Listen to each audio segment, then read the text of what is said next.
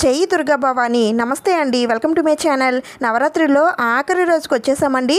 చూస్తుండగానే 9 రోజులు గడిచిపోయాయి. 10వ రోజుకైతే వచ్చేసాము. ఈ రోజుతో నవరాత్రులు అనేవి ముగుస్తాయి. ఆ తర్వాత రోజే మనకి దసరా పండుగ. దసరా పండుగతో మనకి మొత్తం ఈ సంవత్సరం 11 రోజులు ఆ జగన్మాతను పూజించుకునే అవకాశం మనకు మాత్రమే దక్కిందండి. మళ్ళీ ఇలా 11 రోజులు రావాలి అంటే మళ్ళీ 10 సంవత్సరాల తర్వాతే వస్తుందండి. అందుకనే ఎవరైతే అమ్మవారి నవరాత్రులు 11 రోజులు నిర్విరామ ఎలాంటి అలుపు అది లేకుండా ఆ అమ్మవారిని భక్తి శ్రద్ధలతో ఆ అమ్మకి సేవ చేసుకున్నారో వారందరూ కూడా చాలా చాలా అదృష్టవంతులు. ఆ అమ్మే మీ చేత పూజలు చేయించుకుంది.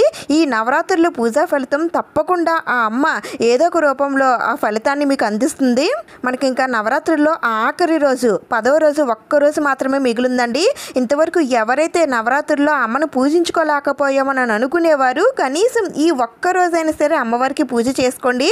అయితే ఈ 9 రోజులు పూజ చేసుకునే భాగ్యం కూడా మీకు కలగాలి అంటే ఈ ఒక్కరోజు ఈ విధంగా పూజ చేసుకుంటే 9 రోజులు చేసినంత పూజా ఫలితం అయితే మీకు దక్కుతుంది. అలాగే అమ్మవారికి ఉద్వాసన ఎప్పుడు చెప్పాలి, అమ్మవారి పూజా పీఠాన్ని ఎప్పుడు కదపాలి, ఈ 10వ రోజున అమ్మవారి అలంకరణ ఏమిటి, నైవేద్యం ఏమిటి, పూజా విధానం ఏమిటి, వేటిని అమ్మవారికి సమర్పించాలి అనే విశేషాలతో ఈ వీడియో ఉండబోతుందండి. నవరాత్రులకు సంబంధించిన మొదటి రోజు నుంచి ఆఖరి రోజు వరకు అన్ని పూజా వీడియోలు కూడా మన ఛానల్లో అప్లోడ్ చేశానండి. ఒక్కొక్క వీడియో ఒక్కొక్క అమ్మవారిని పూజిస్తున్నట్టుగానే ఉంటుంది. మీరు పూజ చేయలేకపోయినా సరే కనీసం ఈ వీడియోస్లో ఉన్న అమ్మవారిని చూస్తున్నా సరే మీరు ఆ అమ్మకి పూజ చేస్తున్నట్టుగా ఆ అమ్మ మీకు దర్శనం ఇస్తున్నట్టుగా కూడా భావన చేసుకోవచ్చు. అందుకని ప్రతి ఒక్క వీడియో చూడండి. ఆ వీడియోస్లో ఉన్న అమ్మవారి నచ్చినట్లయితే తప్పకుండా లైక్ చేయండి, షేర్ చేయండి. ఈ వీడియోని అయితే మొత్తం చూడటానికి అయితే ట్రై చేయండి. వీడియోలో మీకు యూస్ అయ్యే ఇన్ఫర్మేషనే ఉంటుంది. ఎక్కడ స్కిప్ చేయకండి. స్కిప్ చేస్తే చాలా విషయాలు మిస్ అవుతారు. ముందుగా ఒక చిన్న లైక్ అయితే చేయండి. ఇంకా వీడియోని అయితే స్టార్ట్ చేసేద్దాం. దేవి శరణ్ నవరాత్రుల్లో 10వ రోజు 2025 అక్టోబర్ 1 బుధవారం నవమి తిథి. నవమి తిథి వచ్చిన రోజున మహర్నవమిగా జరుపుకుంటాము. ఈ 10వ రోజున అమ్మవారు శ్రీ మహిషాసుర మర్దిని దేవి రూపంలో దర్శనమిస్తారండి. ఈ రోజు అమ్మవారు నీలిరంగు చీరను ధరిస్తారు. ఇంకా అమ్మవారికి నివేదించే నైవేద్యాలు, పువ్వులు, పూజా విధానం అన్ని కూడా ఇప్పుడు తెలుసుకుందాం. ముందుకైతే మీరు అమ్మవారికి పూజ ఎక్కడ చేస్తున్నారో ఆ పీఠం ముందర కానీ లేదంటే పూజా మందిరంలో కానీ ఒక క్లాత్తో తడిగుడ్డ పెట్టుకొని పసుపు రాసి ఈ విధంగా ముగ్గు అయితే వేసుకోవాలండి. రోజు ముగ్గు పెట్టుకొని కొద్దిగా పసుపు కుంకుమలు దాంట్లో ఉంచితే చాలా చాలా మంచిది. ఇలా ముగ్గు పెట్టేసుకున్న తర్వాత ఇప్పుడు పూజా పీఠం పైన ముందు రోజు పూజ చేసినటువంటి పువ్వులు, నైవేద్యాలు, దీపపు కుందులు అన్నీ కూడా తీసి క్లీన్ చేసేసుకోండి. పీఠాన్ని కూడా శుభ్రంగా నీట్గా తుడిచేసుకోండి. అయితే నేను నిన్న అమ్మవారి దగ్గర ఇలా వేప మండలాలు అయితే పెట్టానండి. అవి ఈ రోజు తీయనవసరం లేదు. ఈ రోజు కూడా అలానే ఉంచుకోండి. ఒకవేళ బాగా వాడిపోయి అనుకుంటే వాటిని తీసేసి కొత్తవి పెట్టుకోండి. నేనైతే ఇలానే ఉంచేసాను. అలాగే అమ్మవారికి నిన్న వేశాను కదండి నిమ్మకాయల మాల. ఆ నిమ్మకాయల మాలను కూడా నేను ఈ రోజు తీయలేదు, అలానే ఉంచేసాను. ఎందుకంటే ఈ రోజు అమ్మవారు మహిషాసుర మర్దిని దేవి అమ్మవారు అవతారం కదండి. అమ్మవారు ఈ రోజు కూడా ఆగ్రహంగానే ఉంటారు. అందుకని ఆ అమ్మవారికి శాంతపడడానికి ఈ విధంగా నిమ్మకాయల మాల అలాగే వేప మండలాలతో మనం అమ్మవారిని శాంతపరుస్తాము. ఒకవేళ మీరు వేపాకులు అవి కొత్తవి తెచ్చుకొని పెట్టుకోవాలనుకుంటే పెట్టుకోవచ్చు.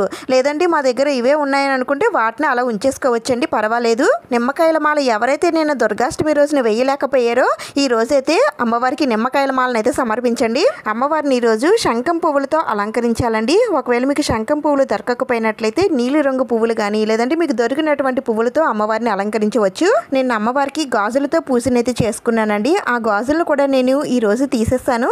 మీరు ఎవరైతే నిన్న గాజులతో పూజ చేయలేకపోయామని అనుకునేవారు ఈ రోజునైతే చేసుకోండి.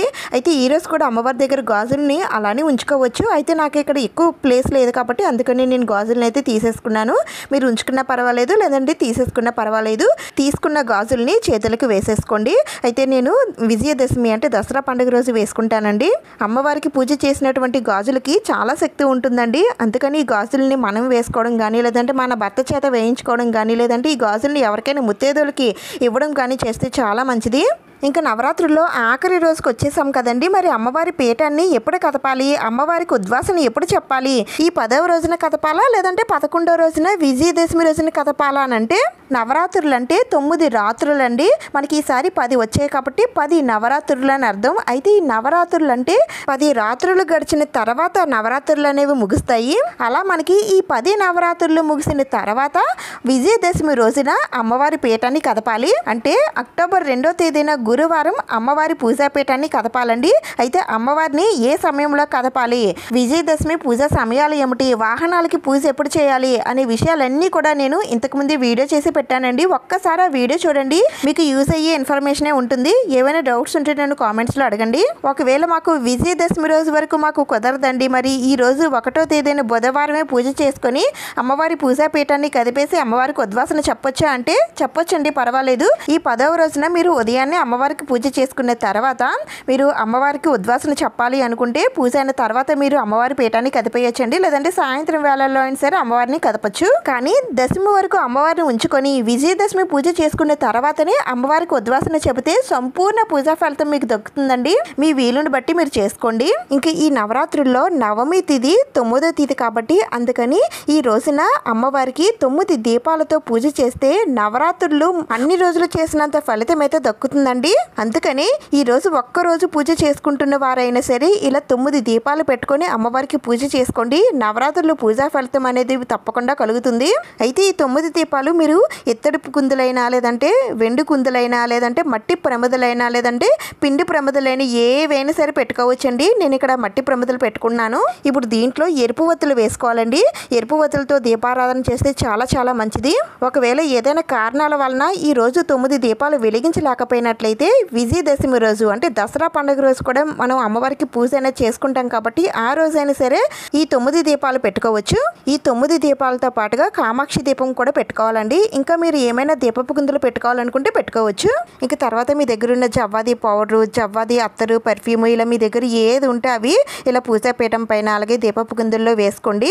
ఇంక తర్వాత అమ్మవారి దగ్గర ఉంచినటువంటి నీటిని ఒక్కసారి ఈ వేపాకులతో అమ్మవారి పైన అమ్మవారి పూజా వస్తువుల పైన చల్లుకొని మన శిరస్సు పైన కూడా చల్లుకొని ఇవే నీటిని మళ్ళీ పూజలో పెట్టేసుకోండి. ఈ రోజు ఉంచుకోవచ్చు, పర్వాలేదు. ఈ విధంగా పూజకు కావాల్సినవన్నీ కూడా నేను పెట్టేసుకున్నానండి.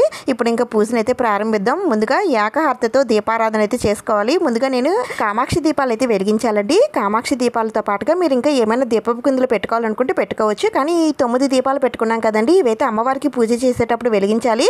ముందుగా కామాక్షి దీపాలు మిగిలిన దీపపు కుందులు వెలిగించుకున్న తర్వాత దీపలక్ష్మికి కొద్దిగా పసుపు, కుంకుమ, అక్షతలు, పువ్వులు సమర్పించి దండం పెట్టుకోండి. ఆ తర్వాత వినాయకుడికి పూజనైతే ప్రారంభించండి. మీరు రోజు వినాయకుడికి పూజ ఎలా చేసుకుంటారో ఆ విధంగా చేసేసుకోండి.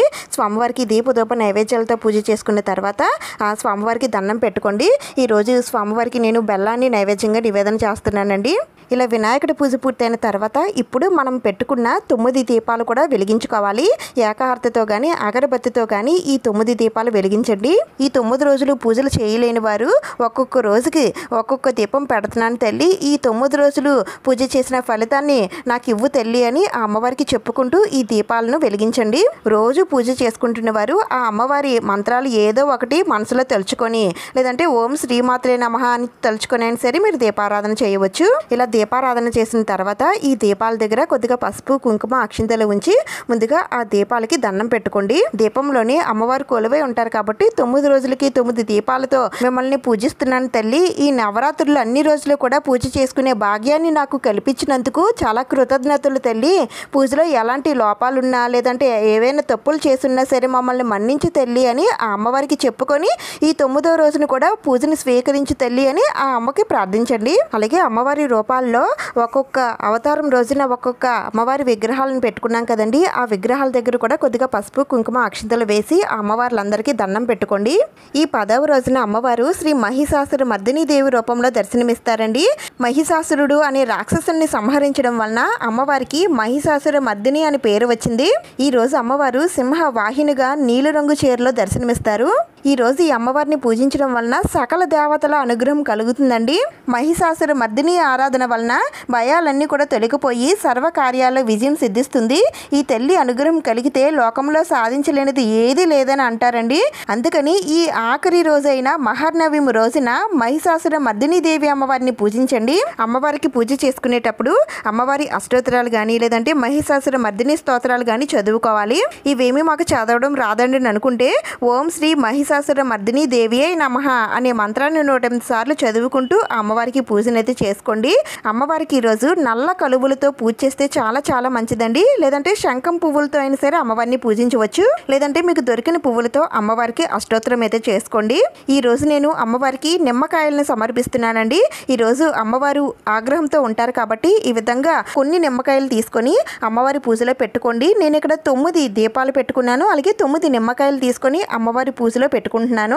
3 కానీ 5 కానీ 7 కానీ 9 కానీ ఇలా ఎన్నైనా సరే నిమ్మకాయలు తీసుకొని అమ్మవారి దగ్గర ఉంచండి. అలాగే అమ్మవారికి కుంకుమ పూజ కూడా తప్పనిసరిగా చేసుకోండి. అలాగే ఎర్రని అక్షింతలతో అమ్మవారిని అర్చించండి. అమ్మవారిని ఈ 10 రోజులు కూడా ఎంతో నియమ నిష్టలతో భక్తి శ్రద్ధలతో ఆ అమ్మను పూజించుకున్నాము. ఆ అమ్మవారు మన ఎదురుగా మన ఇంట్లోనే ఉంది అన్నట్టుగా భావన చేసుకొని ఆ అమ్మకి సేవనైతే చేసుకున్నాము. ఆ అమ్మ దయవల్లే నవరాత్రులు చేసుకునే భాగ్యం అయితే మనకి కలిగిందండి. అమ్మవారి నవరాత్రులు చేసుకునే భాగ్యం అందరికీ రాదండి. వచ్చింది అంటే ఆ అమ్మవారి కటాక్షం మన పైన ఉన్నట్లే. అందుకని ఎవరైతే మన ఛానల్ని ఫాలో అవుతూ పూజలు చేసుకున్నారో వారందరూ కూడా నాకు కామెంట్స్లో చెప్పండి. ఎన్ని రోజులు మీకు కుదిరింది అనేది కూడా నాతో షేర్ చేసుకోండి. ఇంకా 11వ రోజునే విజయదశమి అంటే దసరా పండుగ. దసరా పండుగ రోజున కూడా అమ్మవారికి పూజ చేసుకున్న తర్వాత అమ్మవారి పీఠాన్ని కదిపేసి అమ్మవారికి ఉద్వాసన చెబితే చాలా చాలా మంచిదండి. ఒకవేళ మీకు దసరా రోజు కుదరకపోయినట్లయితే ఈ రోజు పూజ చేసుకున్న తర్వాత అమ్మవారి పీఠాన్ని కదిపేయండి. ఈ విధంగా పూజ చేసుకున్న తర్వాత అమ్మవారికి అగరబత్తులతో ధూపం ఇవ్వండి. ఆ తర్వాత అమ్మవారికి నైవేద్యం నివేదన చేయాలి. ఈ రోజు అమ్మవారికి పులిహోర కానీ లేదంటే చెలిముడి వడపప్పు పానకాన్ని సరే అమ్మవారికి నైవేద్యంగా నివేదన చేయాలి. వీటితో పాటు మీకు దొరికినటువంటి పళ్ళును కూడా సమర్పించండి. ఆ తర్వాత అమ్మవారికి తాంబూలం ఇవ్వండి. ఈ తాంబూలంలో అమ్మవారికి మీరు చీర పెట్టాలనుకుంటే చీర, జాకెట్ ముక్క పెట్టాలనుకుంటే జాకెట్ ముక్క ఇలా తాంబూలం ఇవ్వండి. ఈ రోజైనా ఇవ్వచ్చు, లేదంటే రేపు విజయదశమి రోజు అయినా సరే ఇవ్వచ్చండి. నేను రేపు విజయదశమి రోజు ఇస్తాను. అందుకని ఈ రోజు నేను అమ్మవారికి మామూలుగా తాంబూలం ఇచ్చేస్తున్నాను. ఈ రోజుతో పీఠాన్ని కదిపేసే వాళ్ళు ఉంటే అమ్మవారికి ఈ రోజే తాంబూలం ఇచ్చేయండి. ఇంకా తర్వాత అమ్మవారికి ధూపం వేయండి. సాంబ్రాణితో కానీ గుగ్గులంతో కానీ అమ్మవారికి ధూపం వేయండి. ఇంకా కొబ్బరికాయ ఉన్నట్లయితే కొబ్బరికాయ కూడా కొట్టండి. ఒకవేళ లేకపోయినట్లయితే రేపు దసరా రోజు కొట్టవచ్చు. ఆ తర్వాత అమ్మవారికి నీరాజనం సమర్పించాలి. ఈ రోజు నేను పుష్పాలతో కూడినటువంటి పంచహారతిని ఆ అమ్మకి సమర్పిస్తున్నాను. పంచహారతి ఉన్నట్లయితే ఈ విధంగా హారతినివ్వండి. లేదంటే ముద్ద హారతితో ఈ రోజు అమ్మవారికి నీరాజనం సమర్పించండి. ఇప్పుడు కొద్దిగా అక్షింతలు పువ్వులు తీసుకొని ఆ అమ్మవారి పాదాల దగ్గర ఉంచి ఆ అమ్మకి 2 చేతులు జోడించి శిరస్సు వంచి మోకాల పైన దండం పెట్టుకోండి. ఈ సంవత్సరం ఎలాంటి అడ్డు లేకుండా మీ నవరాత్రులు చేసుకునే భాగ్యాన్ని కలిగించావు తల్లి. అందుకు మీకు చాలా కృతజ్ఞతలు. అలాగే మేము మా కుటుంబ సభ్యులు ఎల్లప్పుడూ సుఖ సంతోషాలతో అష్టైశ్వర్యాలతో సిరి సంపదలతో ఉండేటట్టు చూడు తల్లి అని ఆ అమ్మని నిండు మనసుతో కోరుకోండి. ఆ అమ్మ చిన్న చూపు తగిలినా చాలండి, మన జీవితం ధన్యమవుతుంది. ఇంతటి శక్తివంతమైన నవరాత్రుల్లో పూజలు చేసుకున్న వారందరికీ కూడా ఆ అమ్మ కరుణా కటాక్షాలు కలగాలని నేను మనస్ఫూర్తిగా కోరుకుంటున్నాను. ఈ విధంగా నవరాత్రుల్లో ఆఖరి రోజున 10వ రోజున అమ్మవారికి పూజనైతే చేసుకోవాలండి. ఇంకా అమ్మవారి పూజ కోసం ఉపయోగించిన వేప మండలాలు కానీ పువ్వులు కానీ ఏవైనా సరే మీరు పారే నీటిలో కానీ లేదంటే ఏదైనా చెట్ల మొదట్లో కానీ వేసేయండి. లేదంటే ఎవరు తొక్కని ప్లేస్లో అయినా సరే వేయచ్చు. ఇంకా అమ్మవారి పూజలో ఉంచినటువంటి నిమ్మకాయల్ని మీ ద్వారబంధానికి కట్టుకోవడం, లేదంటే మీ వ్యాపార స్థలాలు యందు కట్టుకోవడం, లేదంటే మీ వాహనాలకి కట్టుకోవడం లాంటివి చేయండి. ఇంకా పూజ అయిన తర్వాత నైవేద్యాలన్నీ కూడా మీరు తినొచ్చండి. ఇంకా ఈ రోజు పూజలో 9 దీపాలు పెట్టుకున్నాం కదండి. ఈ దీపాలు అలా వెలుగుతూ ఉండవలసిన అవసరం లేదు. దాంట్లో ఆయిల్ ఉన్నంత వరకు వెలిగి తర్వాత కొండెక్కేస్తాయి. తర్వాత వాటిని తీసేసి వాష్ చేసుకుని పెట్టుకుంటే తర్వాత పూజకు ఉపయోగించుకోవచ్చు. ఈ రోజుతో దేవి శరన్నవరాత్రులు ముగుస్తాయి. నెక్స్ట్ డే మనకి విజయదశమి అంటే దసరా పండుగ. దసరా పండుగ రోజు పూజ ఎలా చేసుకోవాలి, అమ్మవారికి ఉద్వాసన ఎలా చెప్పాలి, అమ్మవారికి దిష్టి ఎలా తీయాలి అనేవన్నీ కూడా నేను నెక్స్ట్ వీడియోలో షేర్ చేస్తానండి. కొత్తగా చూస్తున్న వారు తప్పకుండా సబ్స్క్రైబ్ చేసుకొని పెట్టుకోండి. ఈ వీడియో మీకు యూజ్ అయింది, నచ్చింది అని అనిపిస్తే ప్లీజ్ తప్పకుండా లైక్ చేయండి, షేర్ చేయండి. దసరా వీడియోతో మళ్ళీ కలుద్దాం. Thank you for watching.